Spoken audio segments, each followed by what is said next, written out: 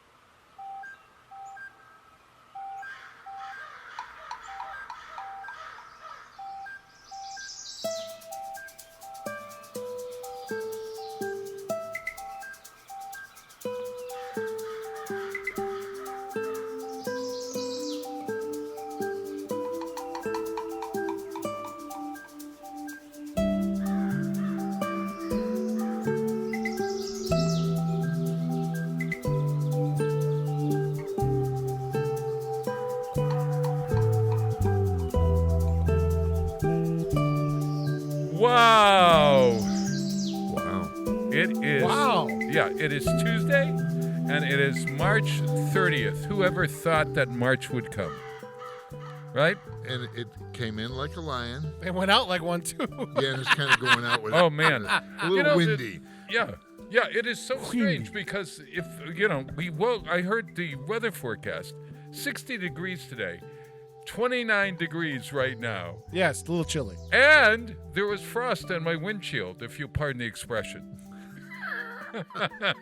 No, there probably was. Was there frost in your windshield, Mr. No. Gino? No, there wasn't actually. There wasn't? No. My car tends to park under a tree, so moisture doesn't settle on the windshield. If I was out in the open, it probably would. But if you sleep under a tree, you usually you don't. Is that scientifically proven? Darned if I know. Wow. It's Tuesday. And it is March 30th, 2020 and counting. My name is Bob Plass. Where am I looking, Peter? Oh, you must have been reading my mind. I was saying that I loved, in my mind as I was coming in, I was saying our backdrop, I'm kind of tired of. And what backdrop do I love a lot? Well, I love the spaceship backdrop. This is like it's like a new set. It is like a new set. It's like the world is out there. We're in a spaceship, sort of.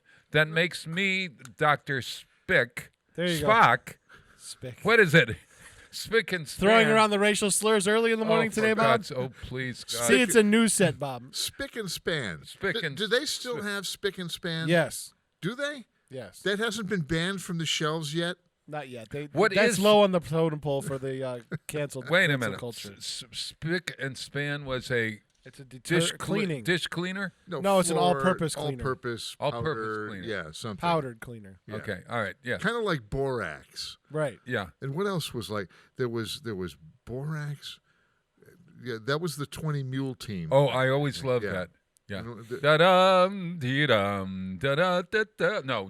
Bum ba dum ba dum ba da da da dum. As always, Bob, I must thank you for the coffee this morning. Yes. That was Death Valley days. Both Pete and I are very lucky that Bob bribes us with coffee every Tuesday, and that's the reason we come in. No other reason, just that we're getting coffee.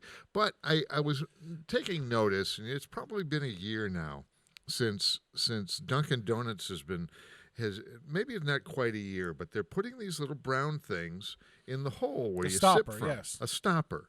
And I'm sure there's an official name for this new little device. That's probably what it looks like, a stopper that you'd put in a beaker or something. Well, it kind of. But it has it's rounded underneath the thing that so it exactly fits the hanging fits Chad hole. Yes, the hanging Chad hole. And we don't have a hanging Chad. But somebody thought this up, and I'll bet you they're kicking back on an island on a beach. Oh, man. You know the guy that invented Peter, you might know this, but the guy who invented the flip-top can thing was from Westfield, our hometown here. Really? Yeah. I don't know who he is now, because wait a minute. he's keeping it quiet. Which flip-top? There were two. The first flip-top. The first one. The one that kind of looked like the oval, the teardrop shape? Yeah, that it came off. That came off, and it would actually, you could remove it from the can. Yeah, yes. pull top. And that became a hazard because people would toss it, and it would end up on a sidewalk, and people would cut themselves with it. Yeah, exactly. Yes, so exactly. Then the guy that came up with that second generation flip top, that's where the money is. I noticed recently also on my my water bottles, they've designed the water bottles. Have you seen this? That water bottle over there, when you turn it, when you open it, can hang. It's like a hanging Chad. It can hang on the side of the bottle. It's not designed that way, Bob. You don't. Every time. No, there's some that are flip top. Yeah. No, this isn't a flip top. You go. You mean the reusable ones? Turn it, and then it hangs there. What? The reusable ones?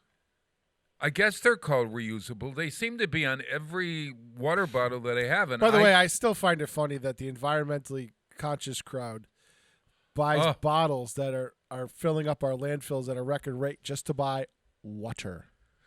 Yeah. Oh, you mean like my bottle here? Yeah, I find the irony in that. But isn't that... It's usually the environmental crowd. I mean, our water's perfectly fine here. Some would debate that. But people buy this bottled water crap that's usually bottled in the water system where it's coming from. It's not from... all these people don't own their own damn springs. They process the water, the same water that you get out of the tap. Like, here's a little known fact. If you buy 5-gallon jugs from Walmart, or probably most other grocers in the area that sell their own brand, Right. they have a little water filtration plant that they fill those 5-gallon water bottles, but they're taking the same tap water as everybody else.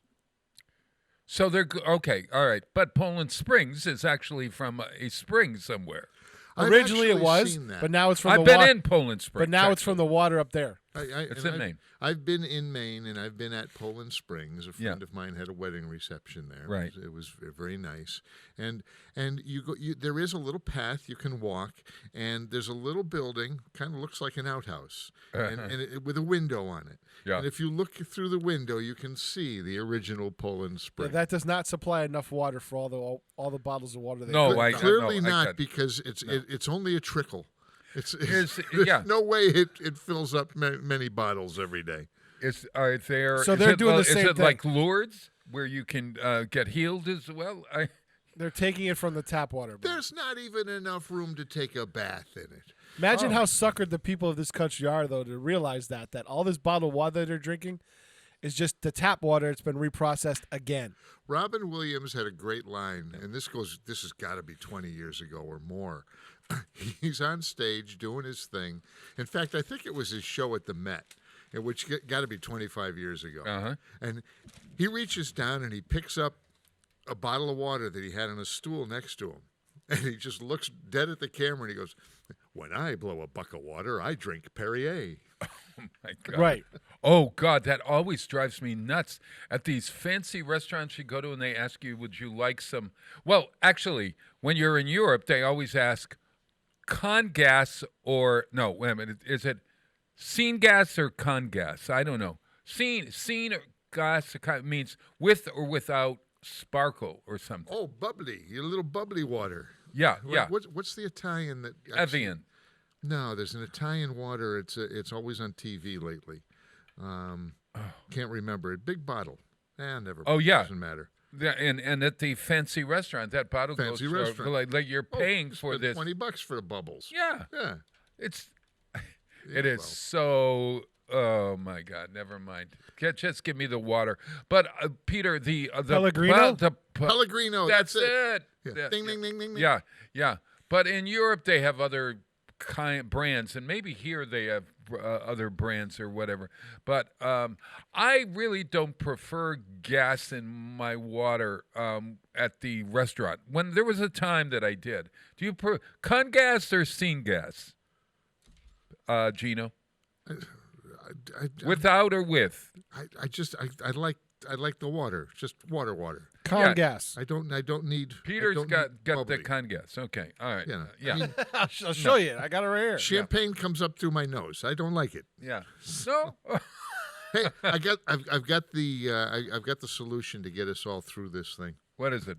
It's just, if we train all of the Amazon delivery drivers to give the vaccine, the whole population would be immunized by Saturday. Oh, but it'd be at the wrong address. Thursday, if you get Prime. Brilliant. You know, a 2-day delivery. Bezos was trying to get in on that action, and they told him no. Yeah, he really was. Yeah. You mean like he thought that was going to be a good one? No. He thought he was trying to get Amazon the contract for delivering that all over the country, over like FedEx and UPS and stuff, and they blew him off. And probably for good reason. Well, they were so busy delivering the books and the TVs and the the masks. I think part of it was his baking soda. His delivery service is fairly new. It's only a year or two old, and the other ones are a little bit more reliable. Yeah. I mean, their service is not bad, but you know they're paying. So here's the thing. Remember, you get what you pay for. There's a reason that they pay their people more than the minimum wage, or even the state minimum wage, is because you get a slightly better class of people when you pay a little bit better than minimum wage, and those people are more apt to work. Wait a minute. The word class? Yes. You use the word class. All right, group of people. I'll just do those that. people. Those people that get paid more than the minimum wage have class. How's that? There's an old sad. No. I don't even know. It's a mindset. No. It's a mindset, Bob. Oh, please. If you're working for minimum wage, it's the mindset you have that that's a minimum wage job. I shouldn't work that hard. You just made a statement that the people that don't make minimum wage have no class. I know I'm teasing That's you, Bob. well, it's a real. It's got my goat. That's like You did it. But think that's about like it, Bob. a snow day on school. It snow day at school. What is that? No class. No, better, There we go. better. Bob, I think there's a mindset for people if they're working in a minimum wage job that they don't have to work as hard. That is not true. I've No, seen it, no, Bob. no, no. There are people in the world who need the only job they can get is a Then minimum we failed as a wage job. society if that's it. Pardon? Because we failed as a society. We if have that's all failed they as get. a society, and Because- it's about time you recognize that. Because Bob, I've been working since I was 14. Good for you. And I work my butt off, and I never want to have a minimum wage job because I worked hope that, you don't have I to worked have a that- minimum I wage worked job. that when I was a kid. All right, but that doesn't mean that just because somebody doesn't have a minimum wage job, that they are lazy or they're of a certain lower class. No, you and have a even to use the mindset, word, Bob. and there's a great You have book. a mindset. I've been there. No, the mindset is no. That's a lie. That's an outright generalization. And when you use the word they, and here we are. No, I'm sorry, Peter. We don't. It's too early for this. I don't mind debating. I mean, Yeah. I've No. been there. I've worked in minimum wage jobs. I've had jobs Yes, but for $3.75 an hour, Bob. yes, so have I. So So what you're- does? So what are you So saying? either you have two attitudes with that. You have two. There's two possible attitudes that you have with that job. Either this is as far as I'm going to get, and that's it, or you're saying I want to do better than this, and I'm going to work my butt off to get out of here. Or There's there- no third option. Or this is the best I can get at this time. I'll do the best job that I can. Right, but the goal And is to. hope. That's option B, Bob. The No, goal it is isn't. to There's get a out of third this. one because there are some people who cannot get out of it. How do who you figure cannot that? get out of it? How do you figure that? How do I figure that? Yes. Oh, come on. Look at America. Honest I do. to God. This is the land of okay. opportunity. I am going to recommend a book for you that's I've got to read, and I don't have time haven't to read read it. Okay, I if don't have time. okay, I know. Okay, well, there's a book on the bestseller list. It's like 3 or 4. It's been on for a long while now, and it's now in paperback. I'll recommend it for everyone. White Privilege, it's called, and it's a history of white privilege in America and the results of white privilege and what we can do to make white privilege go away. And I recommend that you read it. Yeah, it's And- encouraging people of all races to pick themselves personally up by their bootstraps. I don't think that's the intent. I don't think that's the Then intent. that's the of wrong intent. That's not how this country was founded. This country was founded on slaves. I know, Bob, and we've come a damn long way since then. And I'm sorry you don't recognize that fact, but we have. I reckon. And now, I recognize we're that fact. regressing. We're regressing because of race politics. Unbelievable. Okay, I cannot talk, folks. I won't talk a lot about this any longer. We're for regressing, now. Bob. No. Racial no. politics is We segregating are this country not, again. Wait 1 second. Wait 1 second. It's about we get better. Bob, how And- does it say that we've progressed in major colleges around this country that they're having separate graduations for Latin populations, Black populations, Asian populations? That's it. I'm going to talk. You're going off on a don't. That's do regression, Bob. I look That- at everything. I look no, at the big no, picture. No.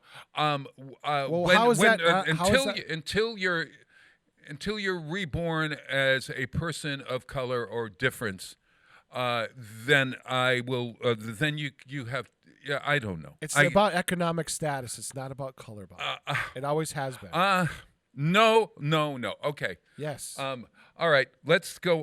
Let's take a break. I'm Peter. I've got Bob all I love flustered. I arguing. apologize. I love arguing with you, but I gotta say that sometimes I gotta take a deep breath. And it is more about economics than No, race. I can't let that be the last word. We have to. If I buy you the book White Privilege, would you read it? Yes, but I'm also going to maintain my beliefs about it. I'll read it with an open mind. Okay, and will you change if you read that book? But if I give you counterpoints to that book, will you accept them? No, you won't. Because you're thoroughly invested in that I have concept. to hear the counterpoint. No.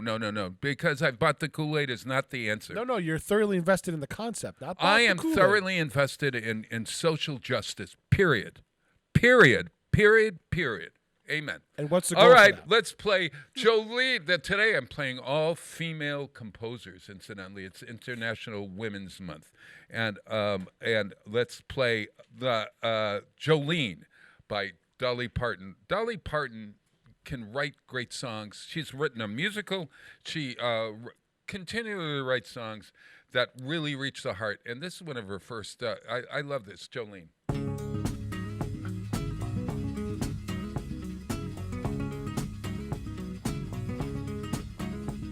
Jolene, Jolene, Jolene, Jolene, I'm begging of you, please don't take my man.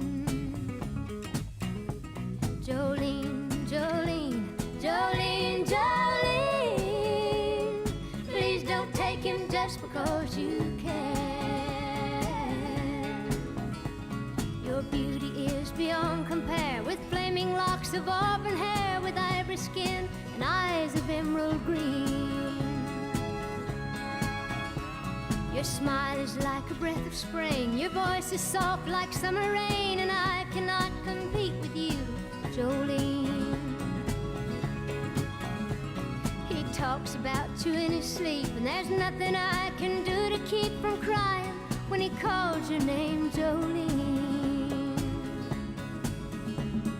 And I can easily understand how you could easily take my man, but you don't know what he means to me, Jolene.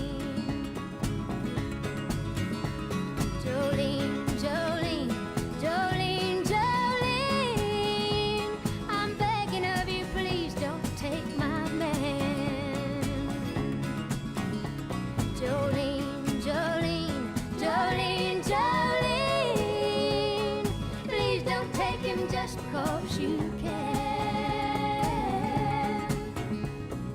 You could have your choice of men, but I could never love again. He's the only one for me, Jolene. I had to have this talk with you. My happiness depends on you, and whatever you decide to do, Jolene. Jolene, Jolene, Jolene, Jolene, I'm begging of you, please don't take my man. Jolene, Jolene, Jolene, Jolene, please don't take him even though you can. Jolene, Jolene.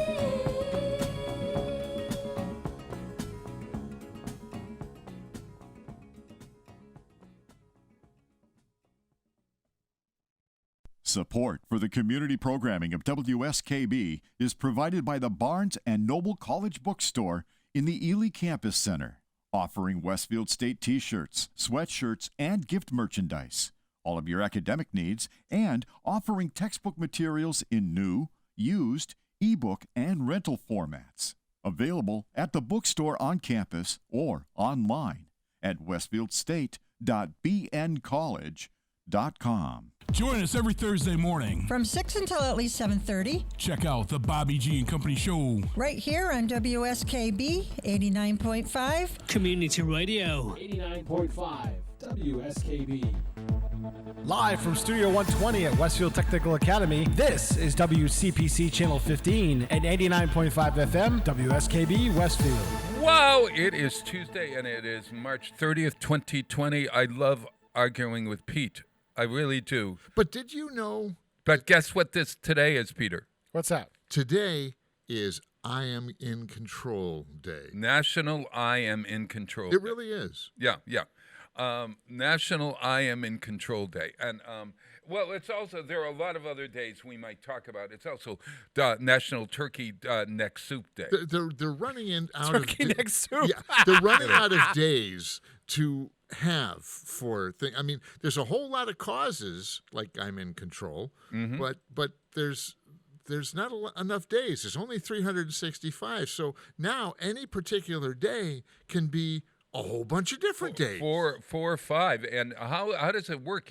I think there's some kind of, you can get it something official. How do you prioritize these You get days? no. Well, it's just like today, we can't say that it's National WCPC Day. We have to go through that's Community Public Broadcasting here in Westfield. Isn't that right? That is WCPC, correct. Westfield Community Programming. Oh, that's what it is. Okay, why you get a designation at a certain National Day place or whatever? All right, so National In Control Day. And you know what started this whole thing? Yeah, what? Yeah, and it's I've got to take the blame. Oh, yeah. What you're going to? Okay, I go have ahead. to take the blame in that whole last segment because I started it off talking about that little thing that's in my coffee. It's the little stopper that's in. That's my where coffee. we got there. Yeah, that's how we got that. There's got to be a name for this. I got to find it. I'll find out what the name is. Okay. I would say that discussion, not arguments, are going to change the world, and we can. Peter and I can get discussed. We can get disgusted, and we can discuss, and that's the good part. That's the. I've really never good discussed it, Bob. I try to stuff on the merits because I see our country falling apart, and you see it as getting better, and two different viewpoints. Yeah.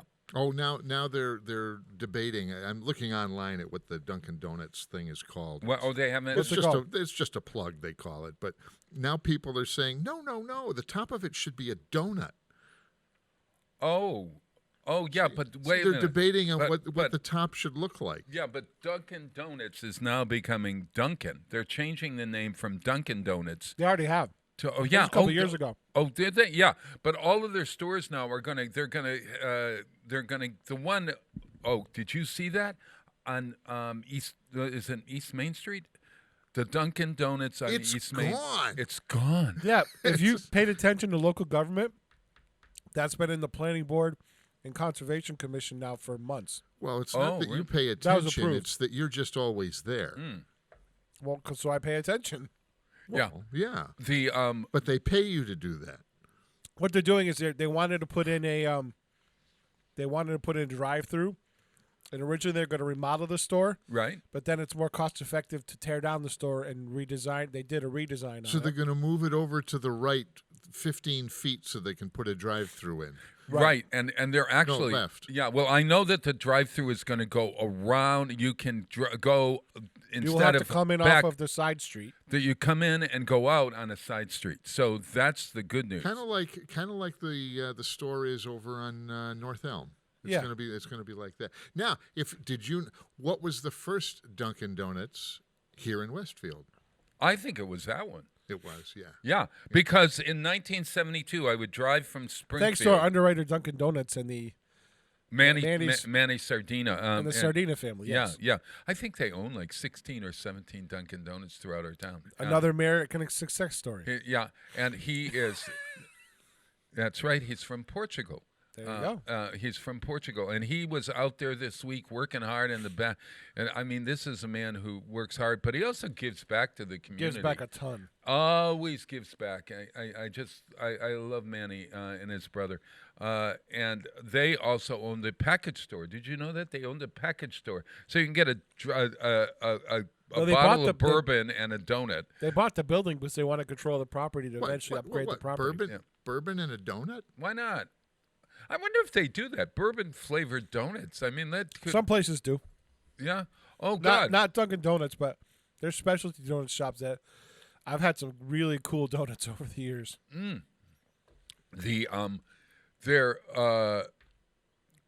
I've always thought that there was a market for specialty donuts. If you go down to Florida, I saw one on one of the cooking shows called Mojo Donuts.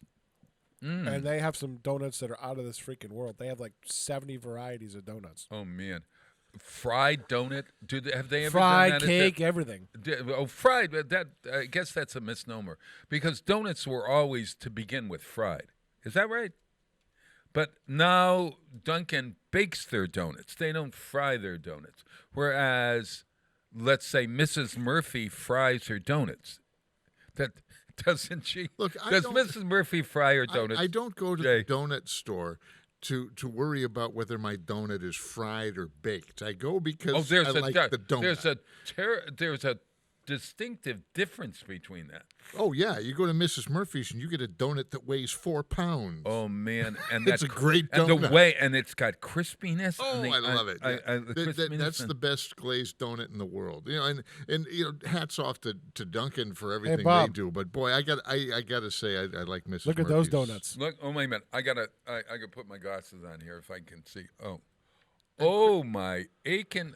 Cookie Monster, A cannoli donut, creme brulee, I gotta get one of them. guava and cheese, salted caramel Where did you cheesecake. get this stuff? This is the Mojo Donuts place. Oh, And where is that?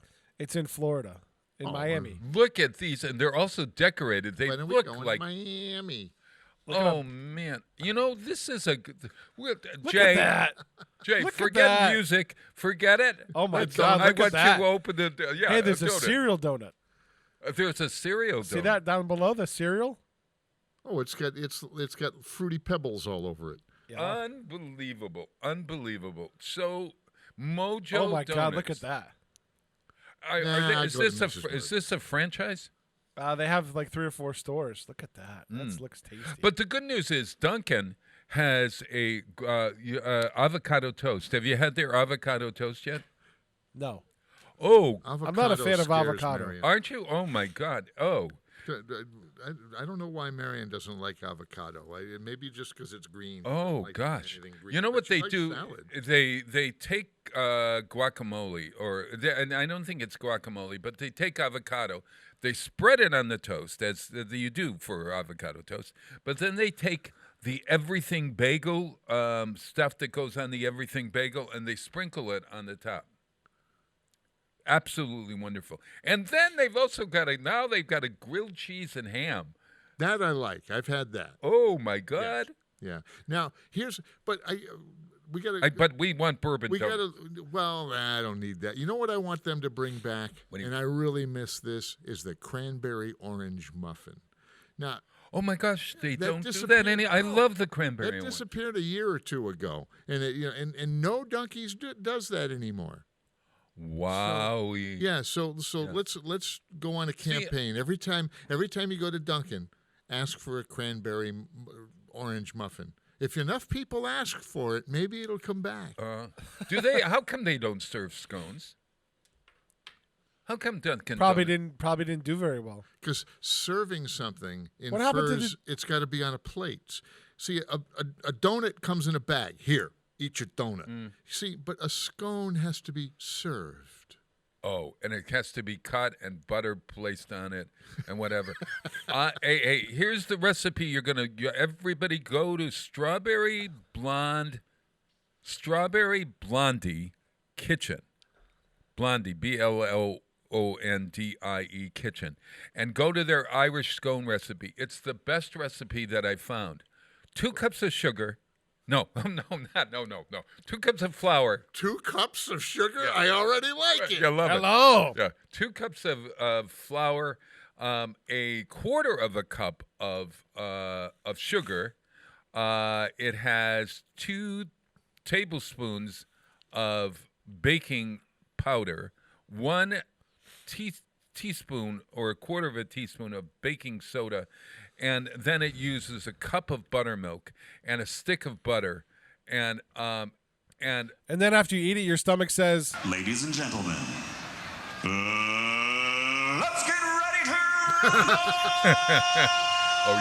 Oh yeah. Yeah, and that keeps going down. But then you that's put the in gift that keeps on giving. currants and caraway seeds, and it only takes and you heat it at 425 for like 15 minutes, and you can have this whole thing done within a half hour, and amaze your family. See, now I'm not a cook, and I've watched people cook. Yeah, and it's still, granted, there's science in there, and there's chemistry, and there's all kinds of cool things, but there's flour, and there's baking soda, Oh, and baking is hard. and there's baking powder. Right. And what's the difference between baking powder and baking soda? One that makes it rise, and one is an alkaline that it has. I have no idea. I don't either. So Okay, I don't- but I thought it was just me. I don't feel so bad anymore. The baking powder is better. I mean, baking soda is the thing you put in your in your refrigerator to keep the smell. See, I understand. Yeah, you're right. You put the box in there, No, and then, but and then baking take it powder- out of your refrigerator after it's removed the smell from the refrigerator, and then you dump it down your waste disposal to make that smell good. That's too. okay, here we go. Who's the difference between baking powder and baking soda? All right, tell The us. primary difference between baking soda and baking powder is that baking powder already contains an acid in the chemical mixture, whereas baking soda needs an acidic ingredient to cause the rising reaction. Okay. All right. So one doesn't cause rising, the other one does. Right. So if you have a baking something that already has acid in it, like citrus or something like that, you use baking soda apparently. And if you don't have something with an acid in it, you use baking powder. Oh, okay. So like if your scones say had an acid in it, like I don't know, lemon. Coca-Cola or lemon or whatever. Right. Then you have use a the Coca-Cola soda. scone? Well, whatever, anything Well, you're you could baking probably with. use that. You could, yeah, I think you could probably. You could do it. flavor it with something. So if you had lemon juice or something like that, that's an acid. So you wouldn't use the baking powder. It's too much acid. See, cool things I like is in classic flavors like Coca-Cola, they mess with. They keep adding stuff. Yeah. But the one that's like got orange in it, and the Diet Coke with lime, I like. The Coke with orange, it just sounds so cool. Really? Yeah. Now, to and me, then you that taste doesn't it. And make- it's I like awful. the Diet Cherry Coke. The cherry vanilla is good. Cherry But I vanilla. always liked vanilla soda. What was it? Cream soda. Yeah. Always liked that. Well, A&W that makes Cherry Coke was what we used to serve back in the 50s when you went to one of those The soda fountains. soda Yeah, you fountain, go to the soda fountain. and they would put a Anything cherry you juice wanted. into Yeah. They still have those in some places, Yeah, every Rexall. Oh, I would love it. Oh, God. Remember Rexall? Yep. All the drugstores with Yeah. all the They're drugstores still out in the have a- Midwest. they got Really? the long And they soda serve counter. lunch. Yeah. I mean, like you Get go there sandwich for and lunch. a hot dog. Like you would or a have it. burger. Remember, Two Guys had a big lunch counter. Two Guys department exactly stores. right. Do they still have it at Costco and BJ's? Yeah, they still have the lunch area. Yeah, you get the $1.50 hot dog BJ's and not a soda. so much. BJ's I think converted to a Dunkin' Donuts, Really? so I don't think they have a lunch area Speaking of anymore. That's too bad. Wow. Costco still has the pizza and everything. Wow. And Costco has that $1.50 hot dog. You can get a giant, like it's a pound worth of hot dog and a soda for $1.50. Yeah. And you know it costs them $5. You Oh, know, but it gets you into Costco. Oh, yeah. So I figure if I buy that $1.50 hot dog for what I should be paying $5 for, right? They know I'm going to go in there and buy a big TV, so they still win. He buys a big TV every time he goes in. How Every many time. TVs do you have, Jay? No. Almost as many TVs as I have big things of toilet paper. Oh my God, help you! All right. Hey, I didn't introduce these guys. Who? What? Where? Yeah. Jay Pagluka, Trusty, Dusty, Lusty, Musty, Crusty, and well-modulated sidekick. That would be me. Peter Coles, the kitten of the keys, and the spark of my life. Is that good? Yeah, I cause you angst once in a while. I don't. No. You get my. You prove to me that at least I can put a sentence together occasionally. I don't know, and at least hold my ground. And but I'll try to. Let's try to come together. That's fine. Well, Yeah. we can at least celebrate ideas together, and not always disagree, or not always agree or disagree, because there's That's things we don't disagree about. Oh no, that's exactly right. There's things we do disagree about for sure. Oh yeah. Well, and when it comes to the end of the discussion, Yeah. I'm satisfied in that I can look upon the discussion and know that you're both wrong. All right, let's move on. I love it. Hey, everybody. I love it, too. I'm playing female composers because this is the last day of Women's History Month.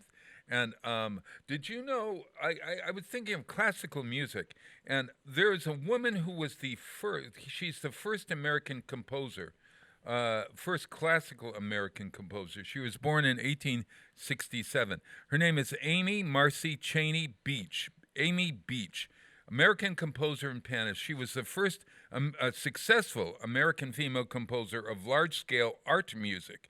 Her Gaelic Symphony premiered at the Boston Symphony in 1896, and she's has these really kind of like art songs, etc., etc.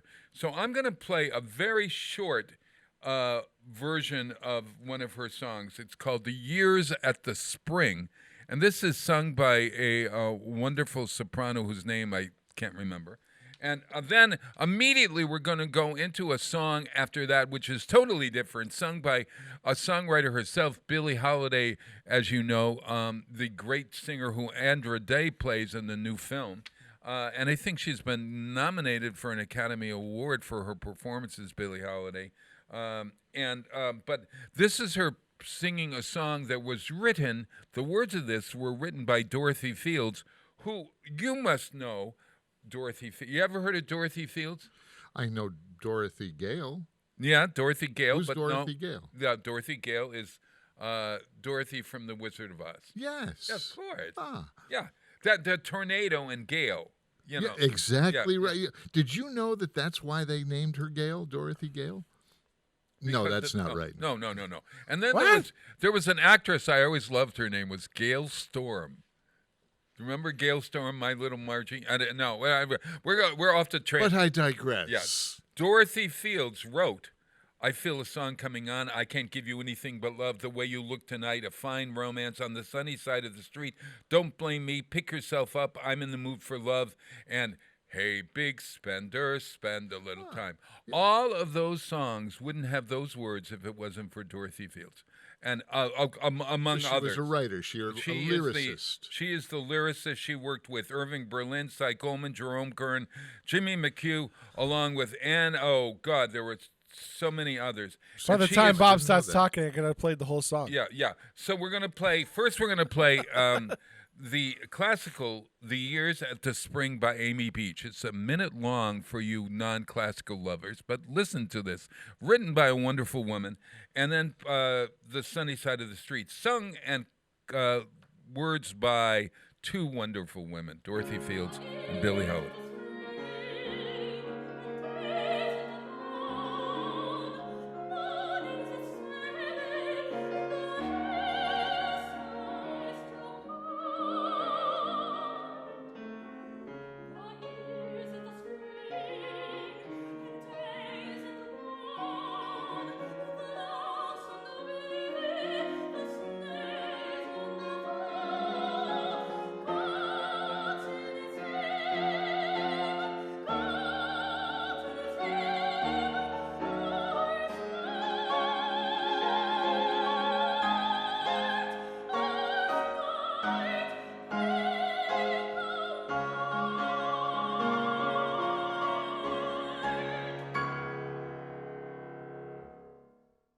.5 WSKB.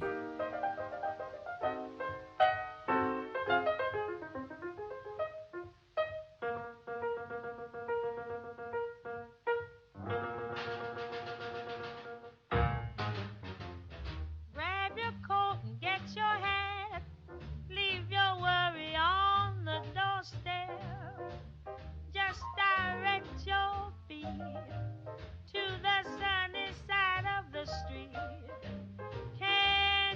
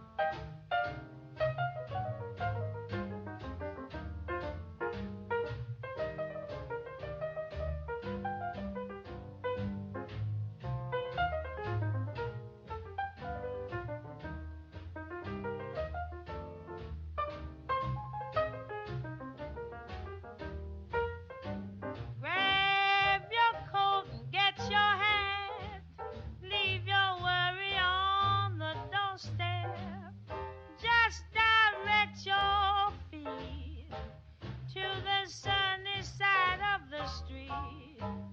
Can't you hear a pitter-pat? And that happy tune is your step. Life can be so sweet on the sunny side of the street. I used to walk in the shade with those blues on parade, but now I'm not afraid.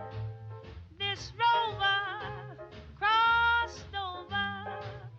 If I never have a cent, I'll be rich as Rockefeller, with gold dust at my feet on the sunny side of the street.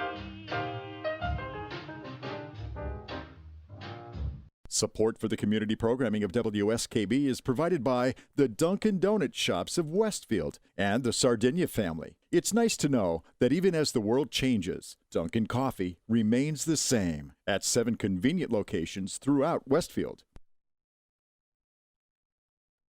Support for community radio on WSKB is provided by Betts Plumbing and Heating Supply Company, an independent, family-owned wholesaler serving Westfield for over 50 years, specializing in plumbing, heating, and industrial piping supplies. On the web at bettsplumbing.com or at 14 Coleman Avenue in Westfield. I'm Mark Auerbach. Join me every Friday at 8 a.m. for Arts Beat, where you'll meet interesting actors, directors, designers, and musicians here in Western New England. Community Radio. 89.5 WSKB. Live from Studio 120 at Westfield Technical Academy, this is WCPC Channel 15 and 89.5 FM, WSKB Westfield. Now they say we can have gatherings of up to 8 people without any issues. I don't know 8 people without any issues. Wow, it's Tuesday. Thank you very much. That's JPEG Luca, Gino to me on trustee sidekick. Peter Coles is there. Hey, so today is National In Control Day. Is it national? Yeah. No. National. It's national. I am in control. I am in control day. Okay. So I have clearly we haven't been in control. So everybody at home, you pull out your piece of paper or something, and take this. This is the control freak quiz. All right. All right. Okay. Okay. I can't wait. All right. Do you help other people drive? Tell them. Do I help other people from the back seat? Yeah. Absolutely. Tell them what route to take, when to turn, where to park. Turn left right here. All right. Yeah. Keep that. Okay. 2. Peter, do you help other people drive? No. Very good. Okay. All right. Do you devote? I had to think about that because, you think about the passengers, the right side driver. I don't like being a passenger, so chances are I'm driving. Yeah, that's the other thing. Well, it depends who's driving. I'll keep my mouth shut if it's anybody but James. But if it's James, holy mother! Yeah, that's prejudicial, Bob. No. It's because you live with them and you know they can do better than they're doing. You see, what it is. I don't do on composition. I do on navigation. You have confidence in him. You have. And he can be driving better than he does. That's why. Never mind. Go ahead. Oh yeah. It's honest to God. Okay. Do you devote a lot of attention and energy to keeping your personal environment organized? Oh, heck no. No, me either. Do I help other people drive? I got to say yes, but no. No and yes on that one. 3, do you give people a lot of shoulds and oughts, unsolicited advice, suggestions, and constructive criticism? Unfortunately, yes. Yes, I do too. I like to offer ideas and suggestions, and if I do it from a point of view where that person thinks it was their idea, I've done well. Oh, he's not. He's manipulative as well. I wasn't going there, but okay. No. All right, 4. Do you have a lot of personal rules, routines, rituals, and ceremonies? Yeah, I'm thinking. I'm trying to think, and there's only one thing that I make sure that I do every morning, and I'm not going to talk about it on the air. You're constitutional? Oh, God help you. All right. I think I have, I have routines and rituals and ceremonies. It probably goes back to my OCD. I don't know. How about you, Peter? Rituals and routines? Yeah. Yeah, I guess I do.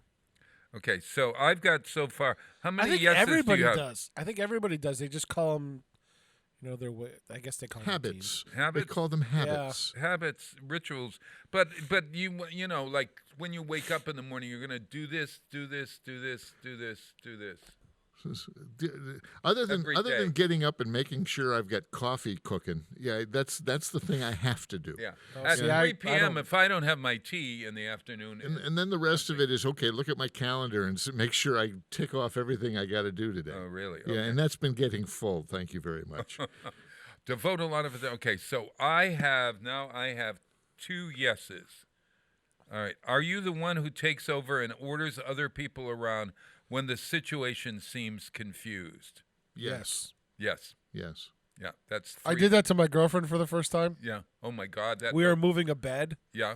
And I forgot to tell her that if I see, like, I'm going to be carrying this heavy bed, and then if I see something that's going to work, I may just order you around, and she wasn't prepared for that, and I did apologize afterwards. Oh, that's again, there's a way to do that without people around you feeling like you're ordering them around. I know, but this bed was starting to slip, and at my size, and I didn't want to pull a back muscle or anything. Yeah. I just was like, I can't debate this right now because I was carrying the load, and it's a really heavy bed. Oh. And I was like, and then I apologized right afterwards. I'm like, I'm sorry that I kind of did the command thing, but I could see a clear path, and you guys couldn't because you were, Yeah. Well, that's taking over. That's good. I think that comes from all my training as a dispatcher, though. Yeah. Well, I'm the same way there. Okay. Do you dislike depending on others, accepting help from them, or allowing them to do things for you? Absolutely not. If you want to. What was that again? Wait a minute. Absolutely. What? You don't ask people for help? Do you dislike depending on others, accepting help from them, or allowing them to do things for you? Now, see, that's a loaded question because there's. I accept. Oh no, There's 3 categories of that. Depending, no. Asking for help, yes. You see what I'm saying? Okay, so if you got 2 out of 3, I guess that's a yes. What was the third one? Allowing them to do things for you. I have a tough time doing that. Okay, all right. I'm learning in my older age to be more accepting of that. Mm-hmm. But usually I'm the one that I'm the doer and giver and stuff like that. Gotcha. And I'm learning to. So I'm learning. Peter, I because think it's you've not got easy. 3. I've got 4. Gino, what's on that? I'm looking at it from a lot of different perspectives. From by the way, Bob, forward me that quiz because I want to show my my significant other that one. From a point of view, say I'm putting a show together, doing everything. If it's a one-off thing, if I'm setting something up, it's all in my head usually, and so the lighting is going here. The PA has to set up a certain way. Oh my God, you're right. And I have broken down your lights with you, and you have a certain way of doing that. Oh God, yes, everybody does. Yeah, and so there, and part of that is just protecting the gear. It's making sure it gets packed back away the way it should be. When you're roading something, if you don't take care of it, it's not going to last. It's going to fall apart. Yeah. Oh. So Kenny drives me nuts sometimes when he just throws everything in the camera bag. So there are things you put away just right, and I got to admit, when I'm working with Peter and I know what each other is doing. We've been doing it since junior high school. Yeah, the other Peter. So yeah. I have to ask when I pack your stuff. Yeah, where does this go? Right, or I I'll learned just say early on. I learned early on that you can. Yeah, it just here's the thing with go like when that. you're packing stuff like that. What I've learned, and I tell people this: if I'm packing my car, I know how it's going to go. Just put it down behind the car so I have less places to walk to get things. and then it's easier to pack, right, Jay? Same thing for you? Yeah. Put it by that case, and I'll put it away. Yeah. Right. So, but this summer is going to be unique. We're doing 9 shows this year. These are all going to be drive-ins. So 9 drive-ins on the same stage with a similar lighting and PA setup.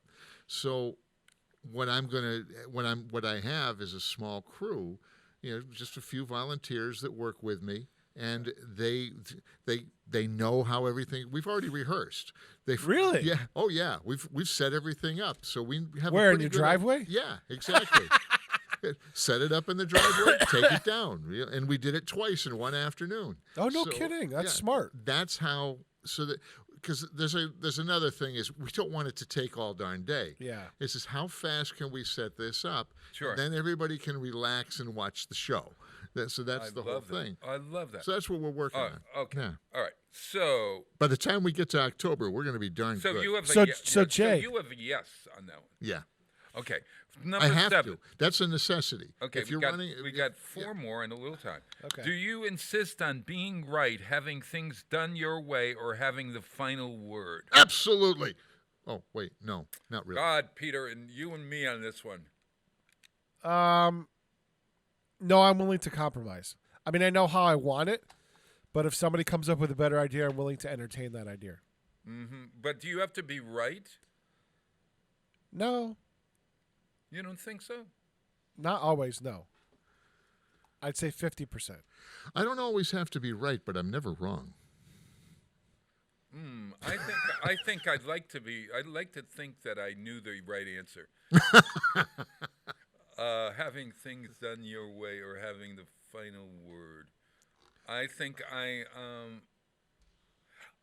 don't have to insist. No, I do. Do I insist on being right? No. That's a no for me. Okay. All right. Do you overplan simple activities? God, no. Are you kidding me, Bob? What? You mean? Oh, you mean like the script? The script we don't follow?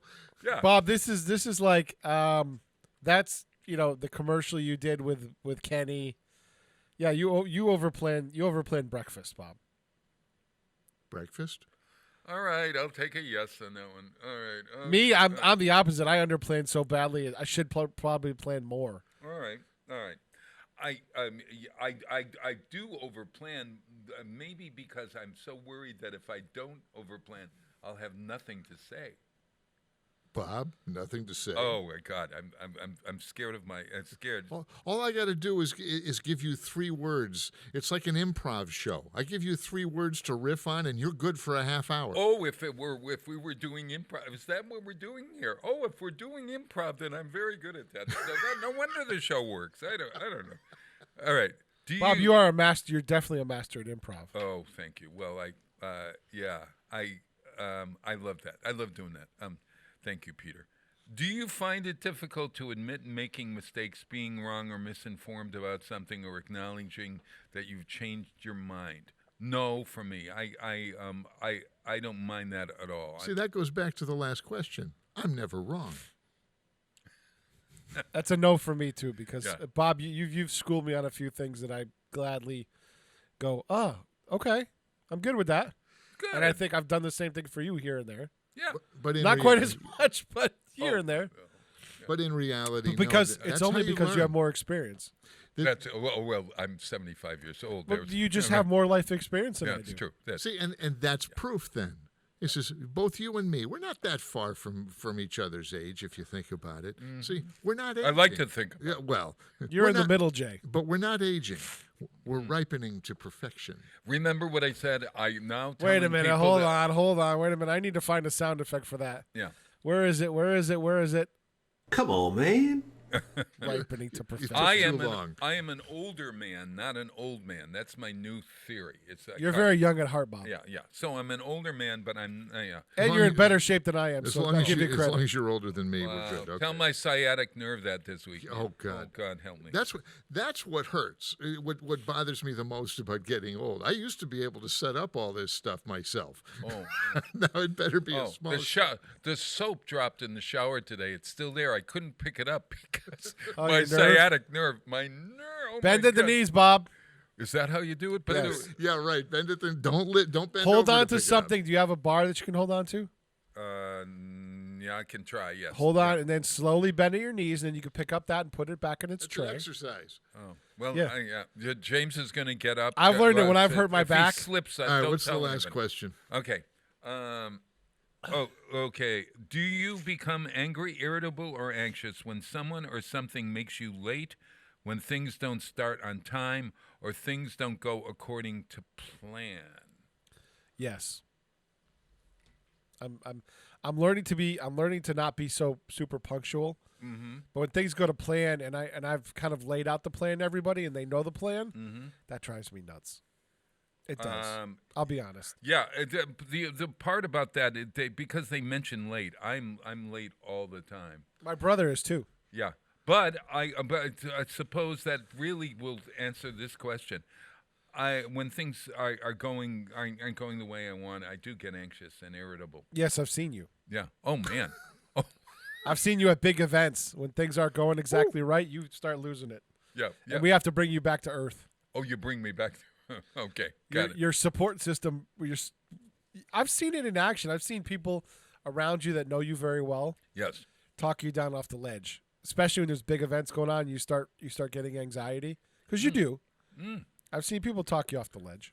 You're absolutely right. Absolutely right. But in the end, it's all Bob, a big sham that I know what I'm doing. But in the end, you plan so freaking well that usually that can be overcome because people are on the same page as you. And by letting people help you, people help you out there, the plan comes together. Oh, okay. It may go sideways for a while. Yeah, but I've never seen you plan a bad event. Oh, thank you. I mean, that's the truth. I mean, I've been around the city now for what, 15 years living here. Yeah, 20 years working here. Yeah, I've never seen you and the group that you bring around you, the people you look in their eyeballs and make them volunteer. I've never seen you plan a bad event. I mean, that's just the truth. Oh, that's not blowing smoke. That's the truth. Well, thank you. All right, so we'll find out whether if it works because I'm a control freak. So you give yourself 10 points for each of your things.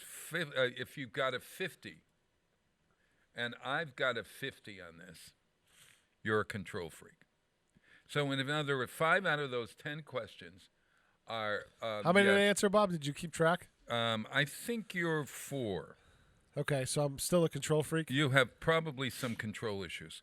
3, you can live and let live. And 20, are you being really honest? Are you really being honest? So, here? Bob, is being a control freak a bad thing? No, it's not, because some people need to run the ship.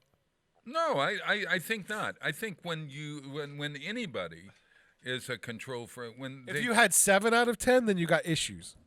I think if you had 5 out of 10, then you're balanced enough to know what your limitations are. Well, that might be a good way of looking at it. In other words, if you're really like 8 or 9 or 10 on that one, yikes! I think you're probably bordering on autistic. Oh well, no. I think you probably need some medication. Quick, call me. I'll be glad to get your medication. Yeah, yeah. Also, by the way, I don't believe in labels anymore. Mm-hmm. So label you as a control freak? I don't believe in that. I believe that you have balance. I think we are who we are, and that's what we are. Yeah. So there we go. Hey, on the other side of 7 is Dennis Akins, I think, coming in. Hopefully. Yeah, I sent him an invitation. That's the right link, yeah. Yeah, so I got the right link. Alrighty. I don't want to advertise it because then we'll get everybody in here. Yeah. Oh no, absolutely. Okay, so let's go to the 7:15 song because. Oh, for crip's sake. Yeah. 7:15, my favorite singer-songwriter. I like Sarah Bareilles. Yeah, today, Sarah Bareilles. This is her King of Everything. So you think you're a control freak? You're the king of everything. Yeah, king of everything.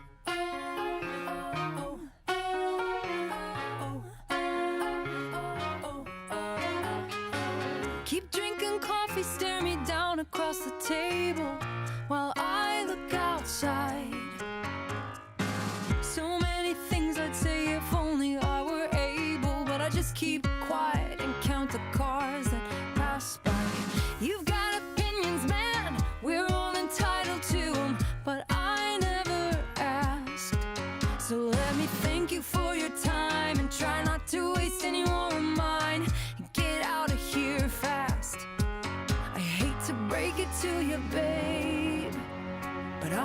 drowning. There's no one here to save. Who cares if you disagree? You are not me. Who made you king of anything? So you dare tell me who to be? Who died and made you king of anything? Oh, you sound so innocent, all full of good intent. Swear you know best, but you expect me to jump up on board with you and ride off into your delusional sunset. I'm not the one who's lost with no direction, oh, but you'll never see. You're so busy making maps with my name on them in all caps. You got the talking down, just not the listening. And who cares if you disagree? You are not me. Who made you king of anything? So you dare tell me who to be? Who died and made you king of anything? All my life I've tried to make everybody happy while I just hurt and hide, waiting for someone to tell me it's my turn to decide.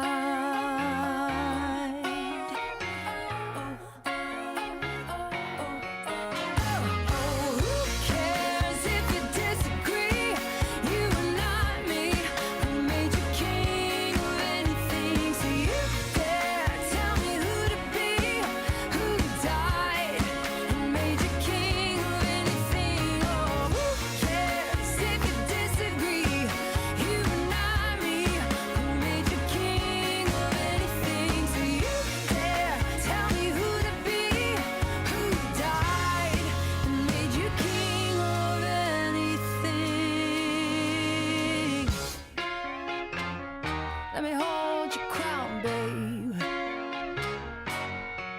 Oh, ah.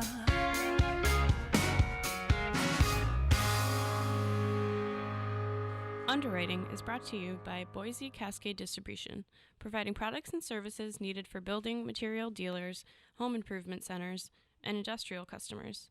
They offer everything from engineered wood and plywood to Drex decking and railing, James Hardy siding, and Advantech subfloor. Located at 33 Fowler Street Extension in Westfield and on the web at bc.com, they are committed to providing quality products, great service, convenience, and value. Hi, this is Harry Rock, host of Rock on Westfield every fourth Wednesday at 8 a.m. Tune in for my view of this place I call home. Community Radio. 89.5 WSKB. Live from Studio 120 at Westfield Technical Academy, this is WCPC Channel 15 and 89.5 FM WSKB Westfield. Wow, it is Tuesday morning, and it is, what date? It's March 30th. We have one more day of March. It's National I'm in Control Day. Yes, yeah. I wonder Nothing to see here. I wonder when National I Am Not in Control Day takes place. April 1st. Yeah, April 1st. Yeah, gotta be. I was in for that one. Oh, April 1st? Okay. I'm waiting to hear. We're going to get to, is that Wednesday? No, Thursday is April 1st. So I'm waiting to get to April 1st. The real job has just, over my head, stuff to do. I can't catch up. And it's kind of one of the things you learn when you get to a certain point. On April Fool's Day, we'll say to you, that's all April Fool's We Day. were just kidding. We were just yes, kidding. we were just kidding. Dennis Akins. Hey, as I live Denny. and breathe, where are you? Oops, there we go. There you are. Here I am. How are you guys? The three amigos. Hey, we're great, Denny. Good to see you. Yeah. It's good to see you. How's everything there? Good. Hey, what did we, Peter Coles, Denny's a little muffled, or is that me? That's the sound on his laptop probably. But yeah, you got to put your headphones on, Bob. Yeah, he's got his, he's got his. Put my headphones It's not, on. Denny, don't change anything on your end. It's Bob needs to put on his headphones. All right, wait a minute. Yeah. Well, I am using my Lauren Bacall 7 a.m. voice. There you go. yeah. Whoops. It took me years to master this. yeah. Dennis, did you know that my Lauren Bacall story? You have a Lauren Bacall story? I think that didn't you? Well, you tell your Lauren Bacall story, and I'll tell my Ann Miller story. How's that? Oh, that's okay. Okay, all right. My Lauren Bacall story. I was passing hors d'oeuvres at an event, and Lauren Bacall. Somehow or other, it seemed like it was in a basketball arena or something. God knows, or maybe it was a theater. No wonder it was a theater. Gee, that was a surprise. It was kind of like a basketball arena. Like a basketball arena.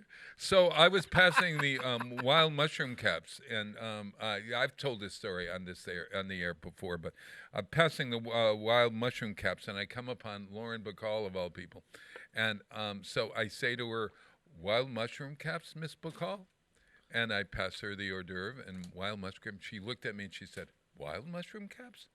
I went, "Wild mushroom caps." She said, "Wild mushroom caps?" I went, "Wild mushroom caps." She went, "Wild." No, thank you. That's it? That's the joke. No, but that actually happened. And then I left there and I said to myself something like, "Oh my God, I just did a love scene with Lauren Bacall." See, that's just really fantasy runaway. Oh yeah, it is. Oh, man. For Bob, that's really fantasy. Yeah, that's exactly. So what's your Ann Miller thing? Well, my story is much quicker than yours, but actually, Bob, I was with you when this happened. We were walking down, I think 50, maybe 48th Street. And I was typically Irish and typically Italian. I was talking a lot and talking with my hands. Right. To you. And I didn't realize, but people that who aren't 60 years old probably don't even know who Ann Miller is. But she was once called the woman with $1 million legs. Oh, that's right. And I was working on the curb. And shellacked hair. She had hair, black shellacked hair, sort of. Well, only in Sugar Babies. Oh yeah. But then we didn't realize it. But I was on the curbside, and all of a sudden, a taxi door opened on the curb. It was a one-way street, so she was on our side, and I was talking to you, and I almost her legs came out, and I almost tripped over them and probably would have broken them. Don't you remember that? Oh my God! She was on her way to do Sugar Babies. Right in front of the theater. Unbelievable. Of course, Ann Miller was one of the greatest dancers of the 30s, 40s. That's exactly right. You can see her if you want to see her turn around and turn around and turn around and turn around. She was in Kiss Me Kate and the movie Kiss Me Kate. Yes, yeah.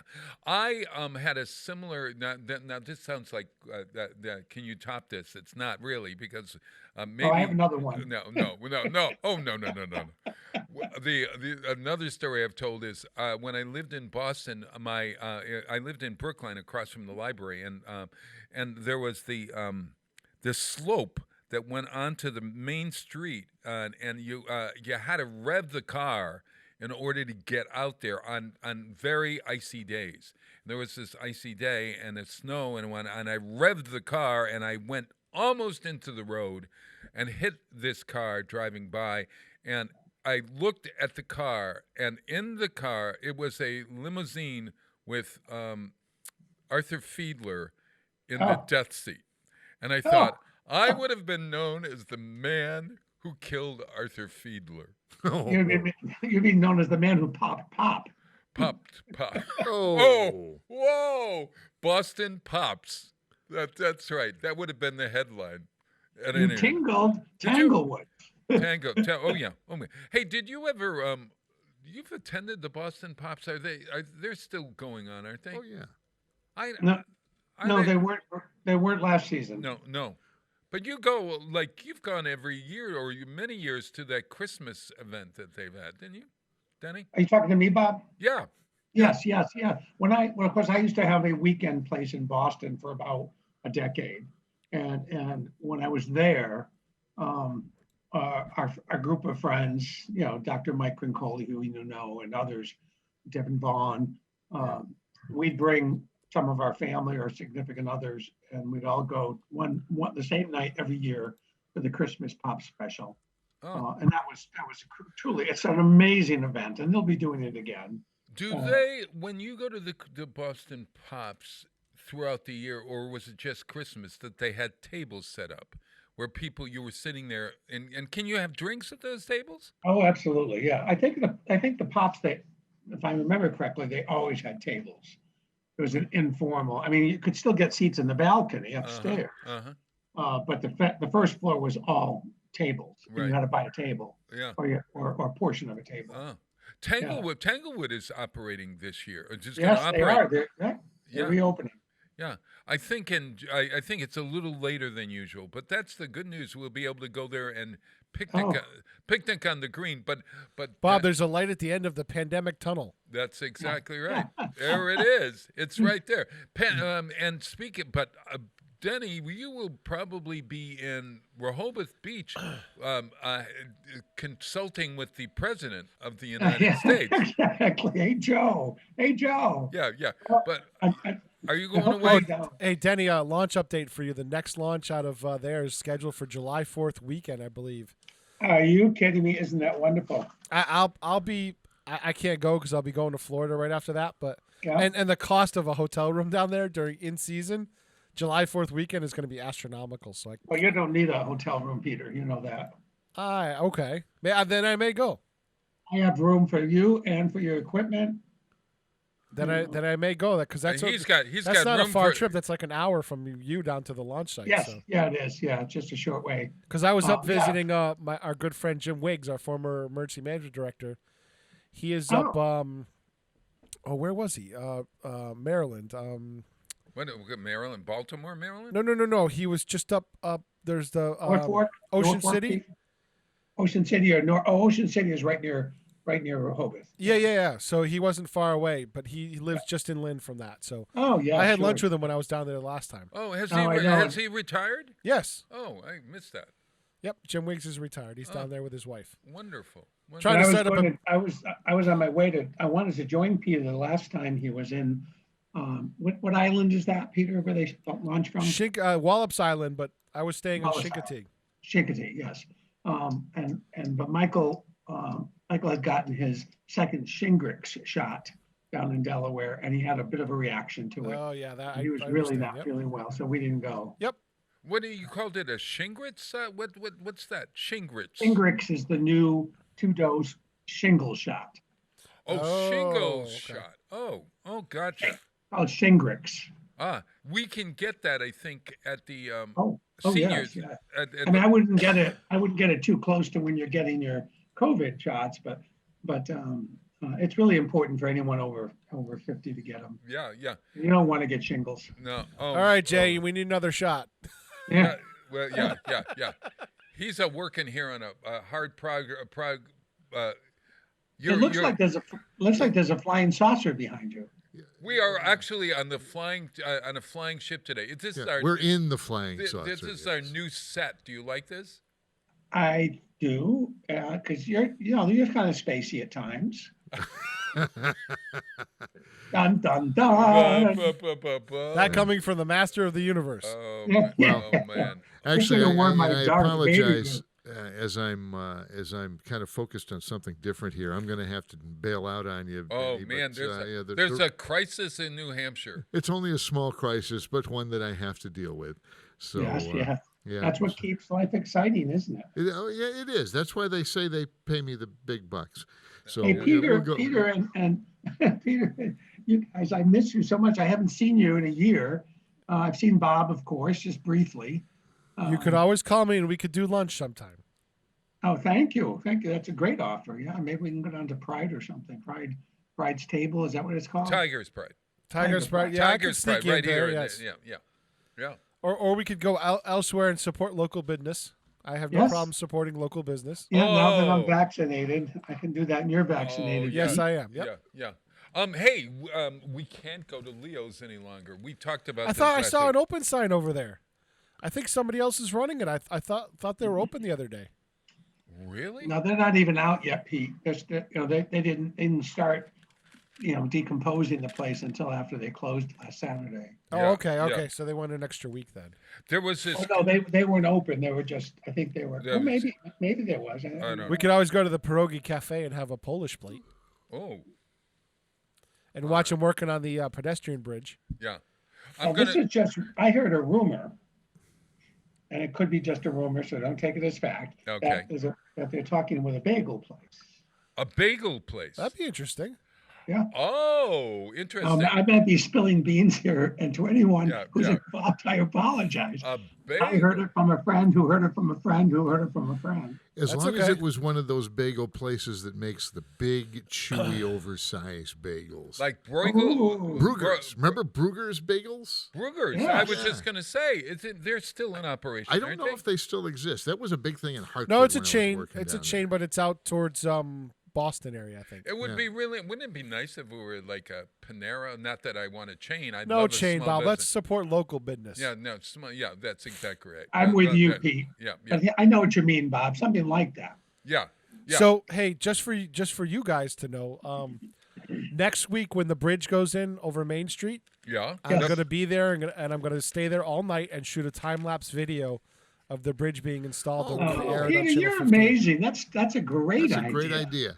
Well, I figured we'd never get a chance to do something like this, and it's a big project, and it's a beautiful structure that they're putting together in the parking lot of Stop and Shop, and apparently they're going to lift the whole structure into place. That's going to be a cool thing to watch. They're closing the road from 7 to 7 on the 5th now because the weather's going to be bad. They originally were going to do it tonight or tomorrow night, but they pushed it off to the 5th because the weather looks a little better for that. Mm-hmm. But what I'm going to do is I now have a GoPro camera that I purchased with my stimulus money. And good for you. And I'm going to put it on the top of my car and plug it in and just let it run all night long and sleep in my car. Oh, we're going to have to. Because I don't want my GoPro to get stolen. Oh, yeah. Right. No. That's a very good point. Oh, this is going to be fun to hear about this. We should go down and bring him coffee in the morning or something. Oh, yeah. Hey, is there going to be a ceremony or anything when they're putting it on? No. Probably when they officially open it, I would think they would do something. Yeah, when they open it up. For those because they still have work to do once they place the structure. They still have the decking and stuff like that to do. So there's a little bit of construction left after that. Okay. So for the folks in Wisconsin and beyond, yes, our rail trail stopped right at East Main Street because there used to be a bridge. They took the bridge down, and now they're putting when it was a railroad. Yeah, and now they're putting a new bridge up. It's got that green color that looks sort of like it's the same structure too. It's got that truss style structure too. Yeah, it's so great. And I have to point out that you when you started the description, you says for our friends in Wisconsin, and you immediately referenced another landmark that they have no idea what it is. Right. Folks, I got to get out of here. Denny, Pete, and Bob, have a great morning, okay? Okay, it's good to see you, my friend. Thank you, Gino. And like that, poof, Jay goes away. Look. Hey, why don't we play a song and then we'll come back? Hey, I've got lots to talk about with my friend Denny and Dennis Akins, the master of one of the masters of the universe.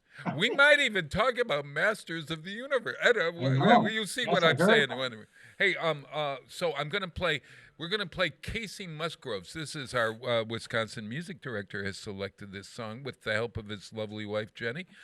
Casey Musgroves. Do you know this song, Follow Your Arrow, at all? I've never heard of this one. No. It's a really great song that she wrote. Female composers all today.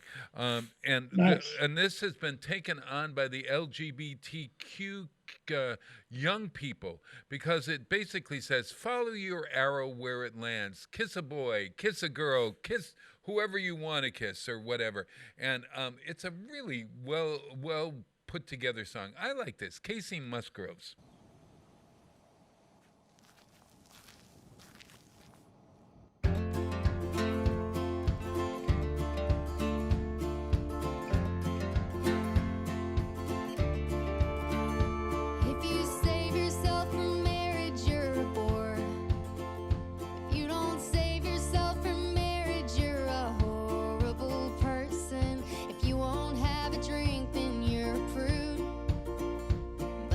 Call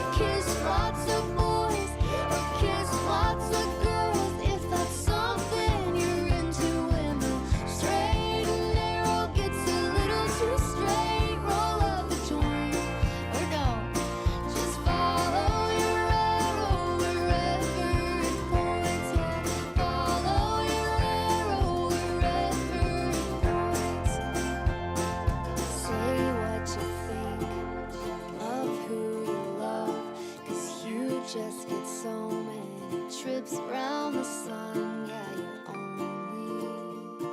you only live once.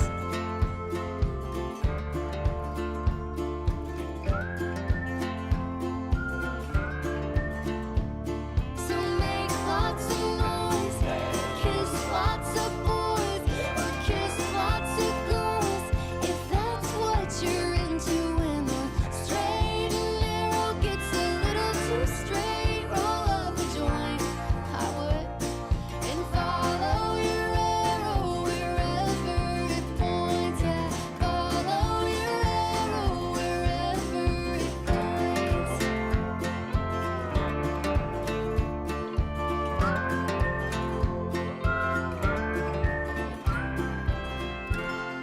Support for community radio on WSKB provided by Westfield Electroplating. Employing over 140 skilled platers, painters, and technicians, Westfield Electroplating was founded in 1946 and was the first company in the country to achieve National Aerospace and Defense Contractor Program accreditation, proudly maintaining that status for over a decade. Westfield Electroplating provides over 50 quality finishes to meet your corrosion, cosmetic, or performance needs.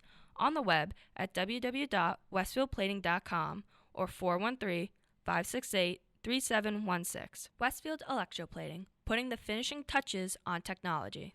This is Ken Stomsky from Ken's Den on WCPC 15 and 89.5 FM, Tuesdays, 8 to 10. Community Radio. 89.5 WSKB. Live from Studio 120 at Westfield Technical Academy, this is WCPC Channel 15 and 89.5 FM, WSKB Westfield. Wow, it is Tuesday morning, and it is March 30th, 2021, and counting. And I wonder what Tina Gorman's going to do to me on April Fool's Day. Oh my gosh, yeah. Oh, God. Oh no, tomorrow's the 31st, right? Tomorrow's the 31st. Oh my God, Bobby G is going to be in here on April Fool's Day. I'm in trouble. Oh, you got to come up, Peter. You've got to come up with an April Fool's joke for him. Or I won't show up. April Fool's trip. Have you? I won't show up. I'll do it all by remote from home. Oh, that's true. That's true. Well, do you remember, Dennis? Have you had a real good April Fool's experience at all? I gotta say, I have over the years, but I can't remember any of them. Me too. Yeah, the last couple of years, somebody did something, and I said, oh, "This is so great." And it was something that I saw on the internet, not something that was done to me. But I can't remember. Bob, yeah, our memories are not what they used to be. Yeah, no. Mine isn't. Maybe I'll have. We could hire an actor and knock on your door, knock on somebody's door, and say that they've won the. Publishers Clearinghouse? Publishers Clearinghouse. And you could be Ed McMahon, Bob. I could be. Hey, Bob, we could probably get them to print a big check here and make it look like one really quick. If Matt would do it as a joke. Wouldn't that be cruel? Yeah, that would be, That's man. so cruel. Oh, man. You know, you could buy those little scratch tickets. You ever had, somebody gave me one of those scratch tickets once. That you scratch off and it looks like you won $1 million. It's a fake one? And it's a fake one. Oh, I'd beat that person. I would. I'm sorry. I would too, they'd get a slap. Maybe not beat, but they'd get a slap right across the cheek. Yeah. And you'd get off in court. You know? Could you sue in court for that? What I mean, like what? No, I don't think you could sue, but I think it would be an excusable for petty assault. Yeah. So they could sue you for assault, but petty assault. Oh, that's true. I think you'd get off. I get it. Oh, I don't know. Hey, I'm unless you have a criminal record, then you wouldn't get off. Yes. Yeah. Hey, I saw this.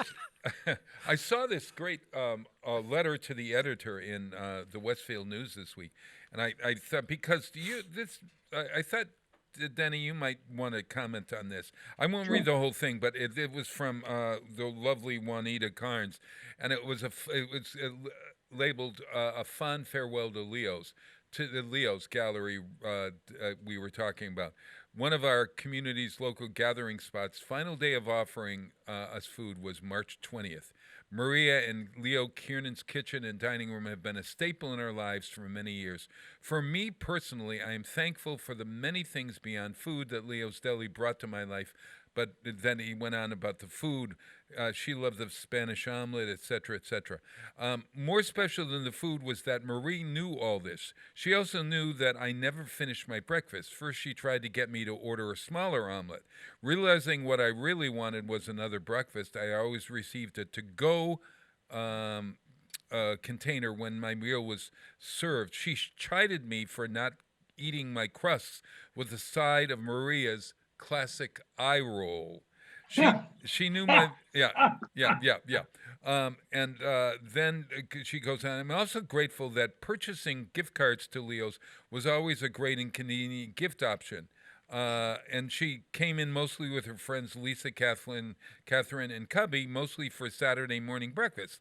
I believe I was first introduced to Marie then. We spent many meals catching up. One of the wonderful happenings on Saturday was watching and listening to the expanding table in the middle of the restaurant. A large group of friends and family congregated around many tables pushed together. People ate, left, and more joined in. Even if you weren't a part of the table, you felt like you were part of something. Lively conversations and laughter filled the room. And God knows. And it says, James and Bob always seem to be there, with James taking on the role of the unofficial and very friendly greeter. I for the last 4 or 5 years, have not been going to that, so it's James. But should have said James and Denny always seem to be there, with James taking on the role of the greeter. I also came in frequently with my friend and sometimes my son, and Marie always wanted to know where they were, etc., etc. I am but one of hundreds that share these feelings or have similar stories with different names and different favorite foods.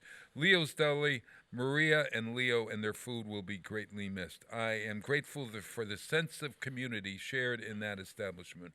I'm sure I speak for most others as I wish them a happy and healthy retirement. Be glad there was one place in Westfield where everyone knew your name and they were always glad you came. Leo's for you, Dennis. Talk about Leo's for you. Well, as you know well, Bob, I was part of that big group in the middle, and I think I was part of you actually started that big group. Yeah, I think I was one of the people that started it.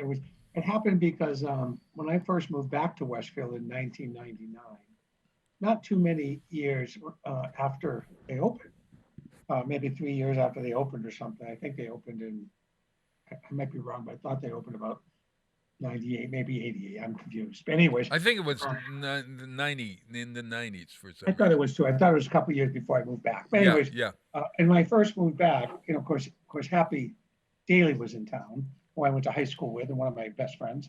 And she and I and Todd Lemure used to get together and have coffee over around the corner at a place called. Oh God, I can't remember. Yeah, it was like Friends in a different language. I can't remember which language. Oh, Amici's. Amigos. Amici. No, Amici. Yeah. Amici. Yeah. And they closed, and we were looking for a new place. So we went around the corner, and there was Leo's. And so ever since then, we started, going every Saturday. And of course, then Bob and James moved to town. And Bob and James, as many people know, I've been friends with Bob since I was 25, 26 years old. That's so they started coming with us 100 years ago. And they started coming with us every weekend, and that started it. And then Bob bumped into a friend that he went to high school with, Jackie Wheeler, her husband. So they started joining us, and then we became friends with Joanne Taylor. And by the time we were your mother and your sister, and there was a whole group that came early on, and it was. And then some people asked if they could join the group? There were some people that became members just because they asked if they could join it. Joe was a good example of that. Yeah. Joseph, Zealous.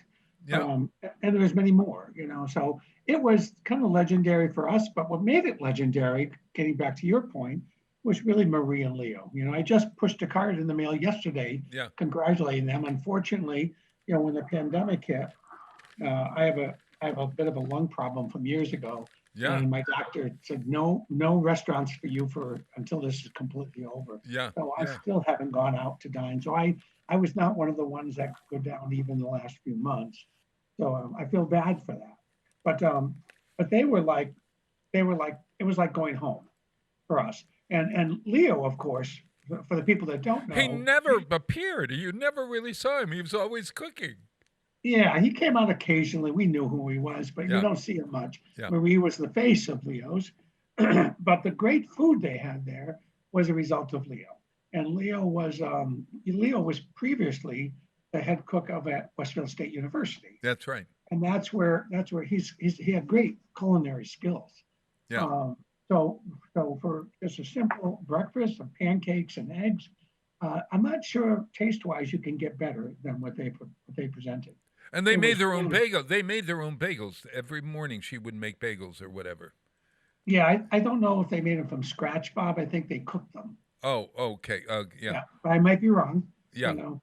But their soups were terrific, and Soups were unbelievable. but Maria had a way of telling you. She was in control. So this is Today I Am in Control Day. Marie was in control of that restaurant, man. And God help you if you took the coffee pot and went and there was once a time I could go around and pour coffee for everyone, but then it got so busy that there was no controlling that. I don't know. And yeah, she was very good. I mean, I got away with it probably more than anyone to help her, you know, and you know, even then she had to be careful about liability, of course. Oh, of course, yeah. If a person had done that for themselves and burned themselves. Oh my God, I never thought about that. Oh, or really, burn a customer. Holy mother. Yeah. That's definitely the reason. Yeah, that's right. But she would roll her eyes. That famous classic Marie. Roll the eye. I wonder if every town has a place like this. Do you think? If you're lucky. If you're lucky. I don't. You know, this place is maybe similar. I really think Leo's was unique. And I mean, Marie was such a great personality. Yeah. You know, she was one of the kindest people. You know, people that are that strong like that have that super tender, caring side. Yeah. That often doesn't always show, and that was definitely Marie. Yeah. You know, if you know, like when I lost my mom last year, I got the most beautiful card in the mail from her. Yeah, and it's typical. Same when my father died. That's exactly right. She's very thoughtful. Very thoughtful. And she's, you know. And she's got a lovely family. And we watched those kids. The children were all were working in there. I mean, like when 20 years ago when I came here, the kids were working, and now they've got their own families and all of that sort of stuff. Yeah, they're doing very well. Yeah. And one of her children, I think, went to Providence, so I had that in common with her. Yeah. Oh, really? Oh, Providence. There's always a Providence banner on the wall there. Oh. She always put her kids forward on. Someone went to forward on. What was your go-to meal at Leo's? I was pretty, you know me, Bob. I'm always been careful with my food, and I had to be. But really, I would always go for one slice of toast with a poached egg on it. Oh my God, that's like that would be like a little appetizer. That'd be one appetizer for me. Well, they were known for their big breakfasts, and I just couldn't indulge in that because I used down there at least twice a week, and there was times when I'd be down there 3 or 4 times a week. Oh, okay, gotcha. I just couldn't, you know. There was a big article yesterday I saw in the paper about, you know, during the pandemic, so many people are doing takeout food. Yeah, we do that once a week.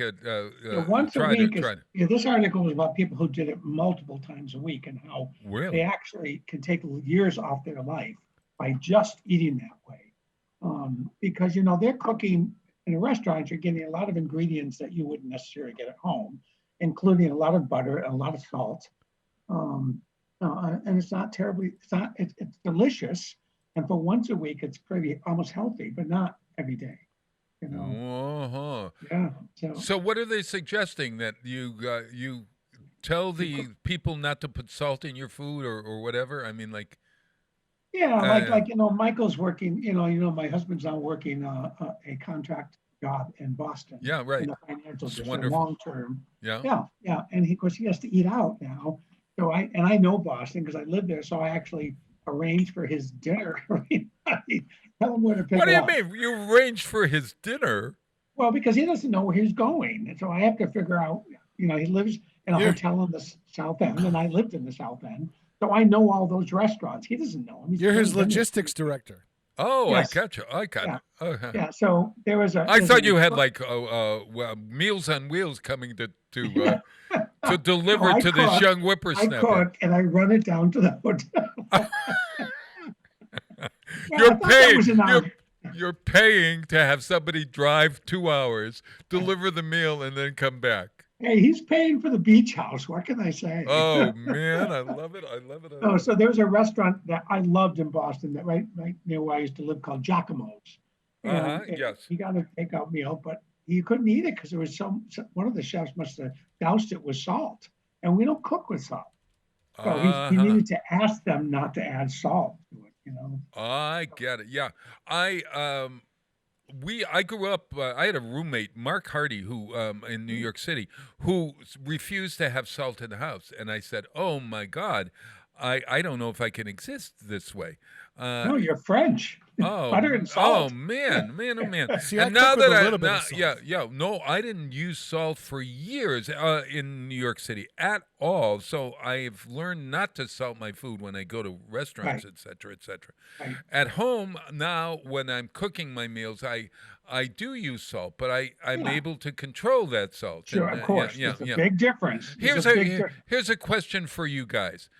What's the difference? Better to use kosher salt or non-kosher salt or sea salt? Kosher and sea salt are really good for you. Yeah. I don't know if any salts are really good for you. Well, don't we need sodium in our diet? But you got to look at the labels and see how much you're getting naturally, and then determine whether you need more or less. Because if you're cooking a protein that's just a protein, right, it doesn't have a ton of sodium in it necessarily. Right. So you might want to add to that. But if you're cooking anything processed, I don't add squat to it. That's right, Peter. Yeah, that's right. And people, we're not taught. And I, as a former teacher and a school administrator, I sometimes question this. People aren't taught what's processed and what's not. So sometimes you say processed foods, we understand that, but not everyone. Younger people don't necessarily know what that is. Yeah. You know what I tell people about that? If they ask me, the rule of thumb is go around the outside aisle of the grocery, never go in the middle aisles. That's right. Yeah, that's where your fresh vegetables and fruits and fresh meats. And that's where dairy, things like that. So when you run in there, you're going to have, this is salt land. This is additive. Not always, Bob. And no, for example, well, no, yeah. You won't find peanut butter, for example, on the outside of the. But even that, if you look at peanut butter, that has a certain amount of natural sodium in it too. It does. Natural sodium. Oh, yeah, sure. There's some foods that have natural sodium in it. It does, but some foods with natural sodium are good for you, like walnuts. Right. And they're heart healthy. Right, but you have to. So like I've to know. There's a lot to know. I've really learned with cooking, like so I made a different recipe, but I like garlic noodles, Chinese garlic noodles. Oh, delicious! So good for you. And I've made different recipes. So I tried another recipe the other night because that's what I was craving in the worst way. Yeah. And Kenny's turned me on to going to a Korean market.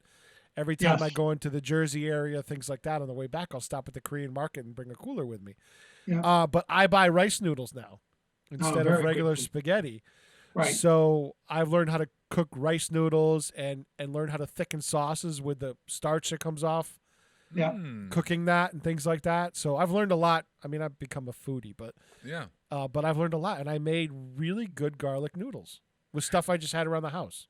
And that's different than spaghetti. So it's different than pasta. Not really. So this is rice. Because you can use angel hair pasta. Rice, it's just a different flour to make the noodle. It's a different grain. Yeah. It's a different grain. Well, how about using spaghetti squash instead of the for the garlic noodle, I don't think it would hold up as well. Probably not. But I've used spaghetti squash in the past. I've made spaghetti squash because Chef Slattery brought it in for us one time. Yeah.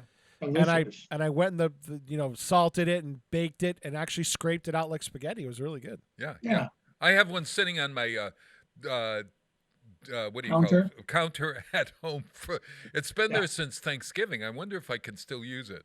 Do they? No. Probably not, Bob. No. I mean, I think it'd lose some of its taste, but it's not for those Americans. It's hard to have that as your go-to meal.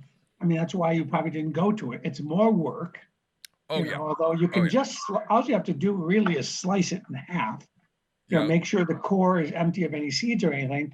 Put a few drips of water in it and stick it in the oven at 400 and cooks it, and then just add the sauce in it. You eat it right out of the shell. But it's not hard to cook, but it's more natural than a lot of foods we eat. Right. And I try and look for pasta with a lot less processing.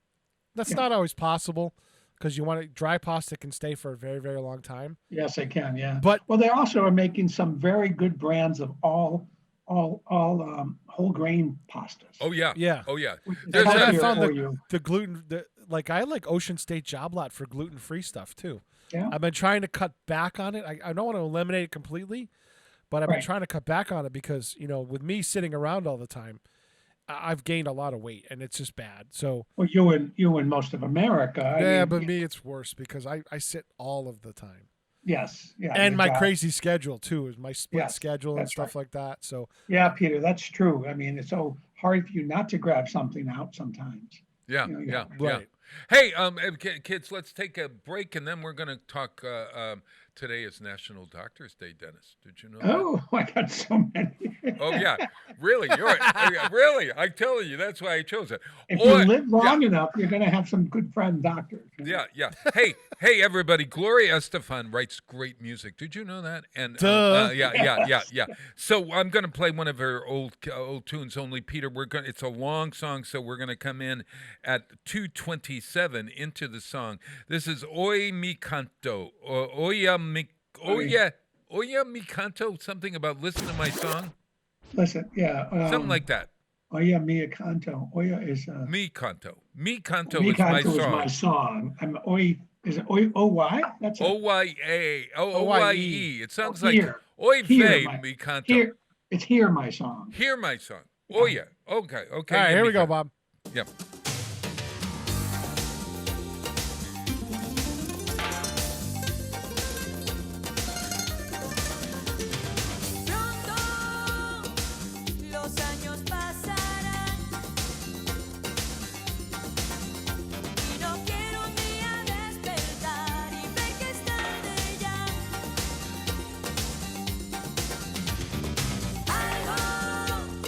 Algo tiene que pasar.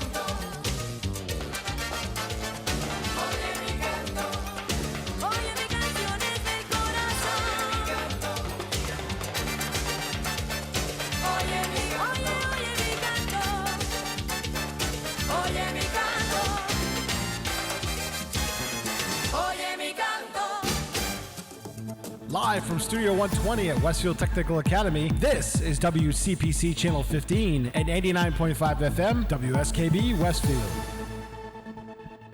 Wow, it is Tuesday, March 30th, 2021. I'm here with Denny Akins. Dun, dun, dun. Hey, Denny, today is National Doctors Day. Did you know that?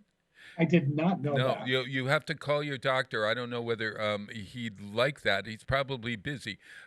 Send him flowers. I think we should text him. Yeah. Huh? Send flowers, Bob. Send flowers, yeah. Send him a stethoscope. Yeah. That's a cost money. Flowers are cheaper. Now, Denny, you've had you know a lot. I was going to say you know a lot of doctors. I do. Yeah. What makes a good doctor for you? Besides basic medical skill, which is the obvious, I'd say. Yes. I think compassion and communication skills would be the things I would say. If you, that's what I look for. Who is your favorite doctor of all time? I know that's a heck, but why? I have to say it's close, but I have to say John Bayek. Really, right? The Westfield doctor? Well, he did used to come to Westfield. He has a practice that includes about 6-7 doctors, I think, and they come to Westfield still. He does not come as the head of that group.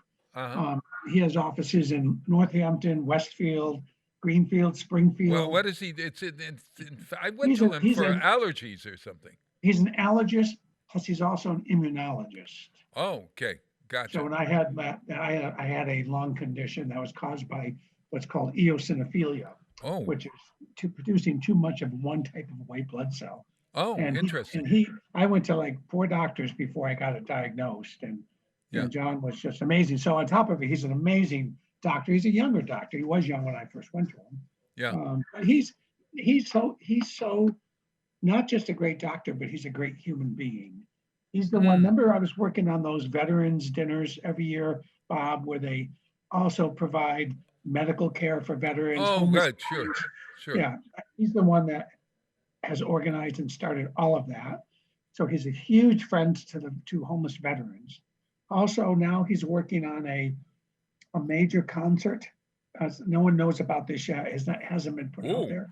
He's working on a major concert for homeless people. It's going to be called Concert for Broken Dreams. He's working on that. Oh, wonderful! Yeah. So he's an amazing human being. Wild. The doctor that I remember most was Dr. Oh my God, when he was a kid. Oh, what? Get out of here! It's a Ken monster. It was a Ken monster. He was crying. He was creeping up on me with my mask here. Holy mother. I think you just want to say hi to the master of the universe. Thank you. Oh, that's right. There's a face I miss right there. Yeah. He's right over here. Yeah. But my doctor, my early doctor, used to make home visits. And Dr. Munier was his name. He lived in Indian Orchard. And when I was a kid, he would come and he would always ask my mother to boil the water because he would sterilize the needles and he would give us. Sure. I can still smell him. And I don't know whether that was the I think it was the stuff that he would put on my rear end to give me those penicillin shots. Probably alcohol. It was alcohol. Alcohol. Oh my God. Hey Bob, ask Ken Stomsky's there. Ask him who his favorite doctor is. Oh, okay. Oh, well, yeah. Come. Where's Ken Stomsky? Who's your favorite doctor? If you're familiar with Rodney Dangerfield, I'd have to say Dr. Vinny Boombots. No, you're personal doctor, Kenny. Personal doctor. Personal doctor? Well, both my my GP and my allergist do me great. So who's your allergist? You know who my allergist is. Well, you can say his name. Yeah, Bayek. John Beck. Yeah, I was sick constantly for a couple of years, every few months coming into the studio, and he fixed me. He's amazing. He's an amazing. Look at that. Look at that. We got John Bayak. How do you spell the names for folks? B-A-I? No, B-A-Y, U-K. B-A-Y? U-K. U-K. Bayak. Okay, I gotcha. And he's an immunologist. Interesting. Well, yeah, I think it's a wonderful thing when we have a good doctor. I love my doctor. Al Cenarazzo is a great doctor. Yeah. And I would when you trust somebody, but you also are able to say, hey, maybe you're wrong, and then they try to find something else, and they recognize your spaciness and all of that sort of stuff. Just kind of that's compassion. Yeah, it's called compassion. Yeah, it's exactly right. And they people, the doctors that know how to work with people's fears is very important, because there's a lot of natural fears that people have about medicine and doctors. Okay, are you hospitals. Kidding me? Yeah. Yeah, and the ones that can calm you down are so worth their weight in gold. Yeah. No, it's exactly right. So, love your doctor. Send a thank you note to your doctor today. In an email or whatever. That might be a nice thing. Yeah, it is. Text them. Yeah, that's exactly right. And hey, Denny, what do you got in line? What are you doing today? Oh, today is a low-key day. Of course, I'm here by myself with the dog. So I got extra dog duty today because Michael's gone. So we'll be spending time at the park. Of course, we have to go up to the park every day. Oh, really? Well, today is Walk in the Park Day as well. Did you know that? It's National Walk in the Park Day. Where do you walk? Where's your park? Well, I'm only a few doors down from Stanley Park, so of course we spend a lot of time in Stanley Park, and there's so many different places. But Michael and I have this belief, and when we walk Wilson, we let him take us. We don't take him. So really? Wait a minute. That's a great idea. No, Bob, that's a great idea, because if the dog gets out, it knows everywhere and doesn't want to explore. Right. That makes great sense, actually. You put him on a leash, and then you follow wherever that leash takes you. Yes, when he wants to go down one way and we want to go the other way, we go his way. We go where he wants to go. Unbelievable. He's a great explorer, so he takes me to parts of the park that I wouldn't necessarily. It's too hilly for me. So, you mean like you're walking off the trail into the woods or whatever? No. I mean, he will try sometimes to walk off the trail a little bit, but no, I don't go that far. Yeah. I keep him on. I'm gonna let my girlfriend know, because her dog Hawk, when he gets out, man, he goes and he likes to explore. And I'm going to say, maybe you just take him to those places and let him do his thing. Yeah, let him. Yeah, I mean, that's not the main reason is that we figure he has so little control. I mean, he is they're not, even though we domesticated him, he's a domestic animal. Right.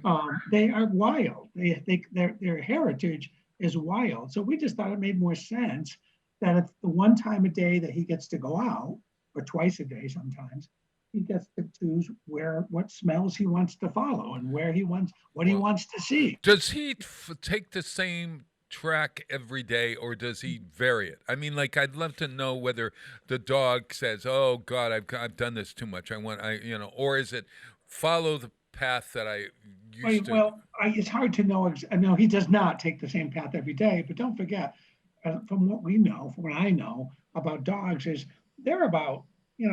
Their sense of smell is by far not even close to any other sense they have. It's the strongest sense they have. Right. So they're most interested in going out and exploring the smells of their environment. They smell for other dogs, for example. That's primarily what they do. And when a dog, relieves himself, they do leave some of their personal scent there. I mean, the dogs have anal scent glands. So there's some of the dog scent. That's an identifier. So dogs are interested in who was there. Yes. That's why you'll see some dogs linger sometimes. Oh my God, Frankie is the worst lingerer. He's dawdling. He's a dawdler. He dawdles at every dawdler. Oh, he's a dawdler, man. Yeah, that's more than just dawdling. That is him probably putting into his memory who that is.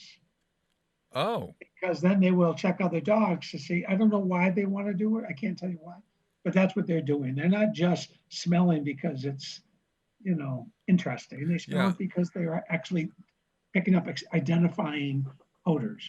And they're probably, I don't know the exact number, but I think their sense of smell is probably close to, 500,000 better than ours. So we don't. Oh God. Yeah, well, so the idea of giving him that freedom, for us, it's a simple thing, and we decide when we're coming back, of course. Yes. And he's happy with that. Danny, I have another question. Do you believe in retractable dog leashes, or do you have a regular leash?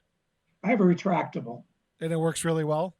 It does. Yeah, we've gone through a couple, because if you rely merely on that, eventually they could break. But Wilson, my dog, happens to be a very good walker. He's not a jumper. He's not a licker. So, it depends what kind of dog you have. If you have a dog that's constantly wants to see somebody and jump on them, a retractable is not the best, because he gets to go further away from you. Oh, yeah. Sure, yeah. Oh, yeah. Of course, the retractable comes with a lock on it. You can lock it at 2 feet. We've had terrible trouble with, I've had, what do you call them, retractables for the last 5-6 years, but now we're on a regular straight-on leash because I've broken so many and whatever. Is it because of squirrels? No, it's probably because you don't buy it for the size dog. Yeah. I mean, they make it for dogs. I'm looking because I want to start walking with my girlfriend and taking one of her dogs for a walk. Oh, I'm glad you finished that. I'm going to walk my girlfriend. No, walking with her. She's got 2 dogs, so I get it. She has a belt harness. She's kind of rigged up on her own, and she puts, because she got carpal tunnel, so she makes a belt harness, and dogs are walking like a dog team in front of her. Ah, great. That's great. All right. Hey, boys, it's 8:01. We could talk dogs forever. Denny, you're always a pleasure to have on. I've got to invite you back. We're going to have a game day in a couple of weeks. I'd love to have you on. Great. And I'm vaccinated, so if you ever come on in. Oh, you can come on in. Okay, Bob, you're done, right?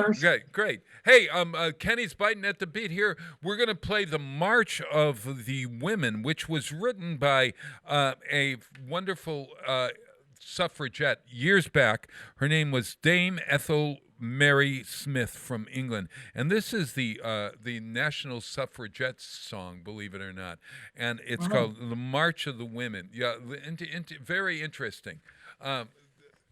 Goodbye, everybody. Thank you, Dennis. Thank you. We'll see you next week. Get out there and volunteer, wear those masks, and donate to a great charity. See you soon. Ciao. See you guys. Thank you. Thank you, Denny.